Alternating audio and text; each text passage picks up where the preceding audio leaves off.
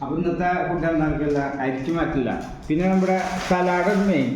ഇന്ന് കറണ്ട് പോയ കാരണം അരച്ച് വെക്കാനുള്ള സൗകര്യം കിട്ടിയില്ല. അപ്പോൾ സലാഡിൽ ഈ ഉണ്ണിപ്പിണ്ടി, കുക്കുംബർ, പിന്നെ തക്കാളി, മോര് ഇതെല്ലാം കൂടിയിട്ട്, പിന്നെ നമ്മുടെ കടലക്കറി, പിന്നെ ചുട്ടരച്ച മാങ്ങാ ചമ്മന്തി, പിന്നെ നമ്മുടെ കലപ്പയ്ക്ക ഉപ്പേരി, പിന്നെ ഒരു മുളകും ഉണ്ടാവും. അപ്പോൾ ടേസ്റ്റ് ചെയ്ത് നോക്കട്ടെ.